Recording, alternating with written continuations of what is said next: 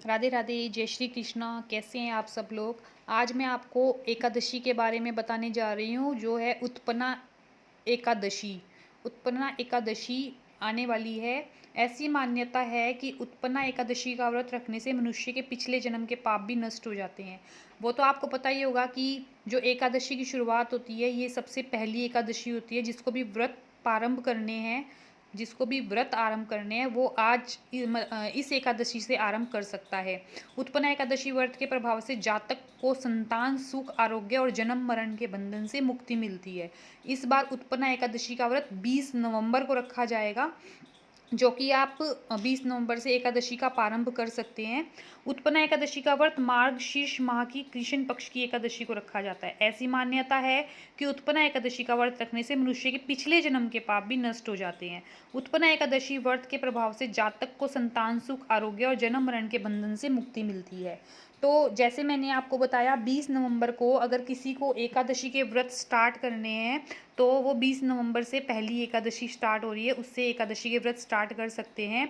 साल भर में 24 एकादशी के व्रत पड़ते हैं। सभी एकादशियों के नाम और महत्व भी अलग अलग होते हैं। आमतौर पर जब किसी को एकादशी व्रत रखना होता है तो वो किसी भी शुक्ल पक्ष की एकादशी को से इस व्रत की शुरुआत कर देता है, लेकिन वास्तव में जो एकादशी के व्रत शुरुआत उत्पन्ना एकादशी से करनी चाहिए। इसे ही पहली एकादशी माना जाता है। जिसको भी एकादशी के व्रत शुरू करने हैं वो इस जो 20 तारीख को एकादशी आएगी, 20 नवंबर को, उससे अपने व्रत प्रारंभ कर सकता है। तो ये एकादशी जो है वैसे 19 नवंबर को सुबह 10:29 से स्टार्ट हो जाएगी, तो 20 नवंबर को सुबह 10:41 तक रहेगी। जबकि एकादशी का व्रत पारण 21 नवंबर को सुबह 6:40 से लेकर 9 बजे तक का रहेगा। जैसे कि मतलब व्रत जो है वो हमारा 20 नवंबर को किया जाएगा, एकादशी 19 को स्टार्ट हो जाएगी। तो जिसको भी व्रत करना हो, जो भी इच्छुक हो एकादशी के व्रत शुरू करने के लिए, तो इस एकादशी से वह कर सकता है। उत्पन्ना एकादशी का व्रत 2 तरह से रखा जाता है।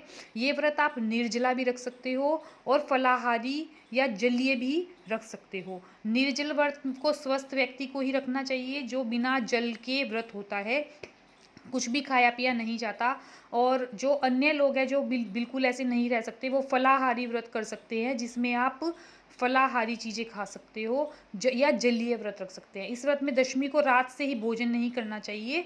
तो व्रतों में सर्वाधिक महत्वपूर्ण व्रत एकादशी का व्रत होता है।